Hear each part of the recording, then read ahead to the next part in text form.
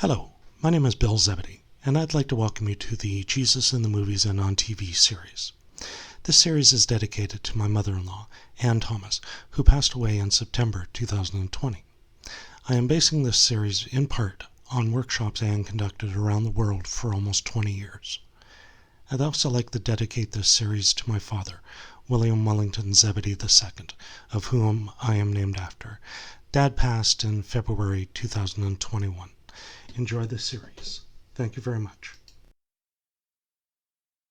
Welcome to the first of two final episodes where we are looking at the actors who portrayed Jesus in the movies and on TV. According to Richard Askoff's chart, this is the final category known as the Evangelical Jesus. In this first episode, we'll look at movies from 1990 to 2010, then from 2011 to present and beyond. Remember to like, comment, and subscribe below. Let's get right into it. I'm Batman, or should I say, I'm Jesus. In 1999, Christian Bale brought his brand of acting to Mary, Mother of Jesus. The tagline for the movie is, "See him through different eyes, as it is seen through the eyes of the Virgin Mary." I can't say I like Bale in this. I found him too mechanical and predictable. However, revneeds.wordpress.com says Bale actually plays the part well, and goes on to say their disappointment was that it focused too much on what Mary witnessed and not Jesus.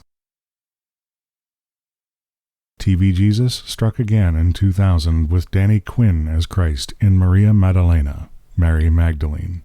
It gives a different telling than we're used to with Mary, married to a Roman officer, knowing John the Baptist, and as a servant of Pilate's wife. Dove.org says Quinn is very effective as Jesus. I thought the whole movie was well done, showing that Mary wasn't a prostitute before Pope Gregory made her one in a sermon in 591. As with animation, the 3D world couldn't avoid the genre. In this case, claymation. To my knowledge, this was the first 3D animation of Jesus. The Miracle Maker, the story of Jesus, has Ralph Fiennes providing his excellent voice to Christ.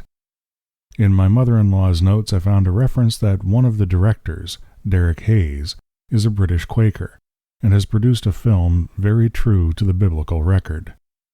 I think, as with animation, claymation gives the directors the ability to recreate surroundings that other movies, unless big budget, can't. I found this revolutionary version quite well done.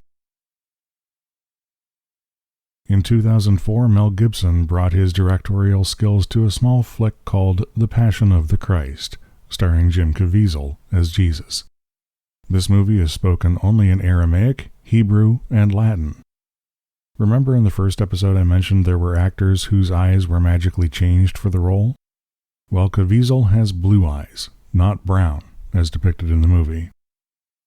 Jonathan Liautricoul, in The Colored Christ, Reimagining Race and Religion, indicates that Gibson wanted to re-image Caviezel as a Middle Eastern Jew, including a hairline adjustment and a prosthetic nose. Although there were many complaints about the whipping sequence, some calling it pornographic, I believe that the scourging was probably less Hollywood than what Jesus would have gone through. The Romans wouldn't have just slapped him a couple of times to draw blood. They would have wanted to make an example of him, as a way to deter other prophets. Internet Movie Database indicates there were a number of injuries on set.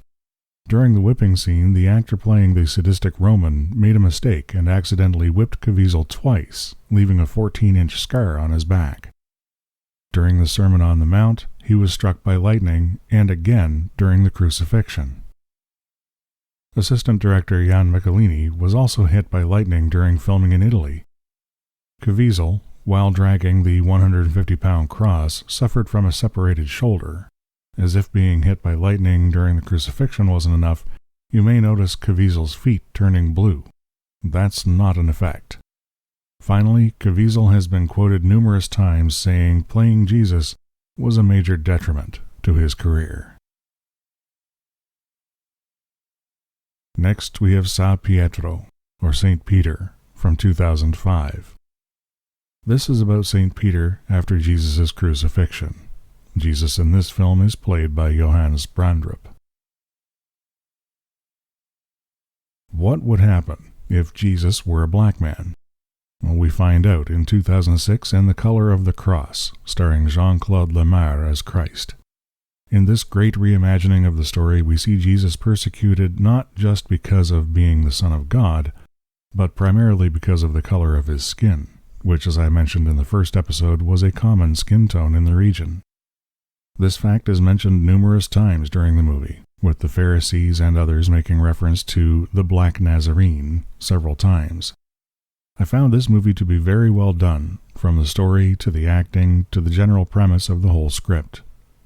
According to Jonathan Liautricule in The Colored Christ, Reimaging Race in Religion, this was the first representation of a black Christ in the history of American cinema. Lemare was also the director and co-writer. At one point during the movie, Gamaliel, a member of the Sanhedrin, gives us the primer for the whole film. Quote, "But he's black, and to say that he is the Messiah, it is blasphemy." End quote. If you haven't watched this yet, please take the hour and a half out of your life to explore alternatives to how Jesus has been presented in the history of Hollywood. Brian Deacon returns to the role of Jesus, sort of, in the 2007 Magdalene, Released from Shame, released by the Jesus Project. In this, Mary gives a group of children a talk on how 4 women had their lives changed through their interaction with Christ. It takes footage from Deacon's Jesus from 1979 as Mary talks with the children. From ChristianEmbassy.ca, the movie was, quote, "made especially for women. This story of freedom and purpose beautifully shares that God's love can transform any heart," end quote. I had an issue with this movie, specifically the fact they appear to have added footage but had used a different actor. You can clearly see this during the exorcising of the demon from Mary, again when talking with the Samaritan woman at the well, and most notably during the stoning scene. We'll look at each of those during our Miracles and Healings and Preaching, Teachings, and Parables episodes. 2007's The Final Inquiry was interesting as, on orders from Tiberius, Roman soldier Tauro is sent to investigate the stories of the resurrection. Through his travels, he meets Saul, Judas, and Simon Peter. Fabrizio Bucci stars as Jesus in this remake of a 1986 movie. BBC returns to the Jesus genre with The Passion from 2008, starring Joseph Mowley. This 4-part TV series is a retelling of The Passion. 2010 had another animated film, this one called The Jesus Movie, which is based on the Read and Share Bible. I will talk about this more in episode 30. I'm going to end this episode here, as there are still 13 years of movies to cover. Next episode, we'll continue with the actors who played Jesus in what Askoff called the Evangelical Jesus from 2011 to present and beyond. Please remember to like and comment below.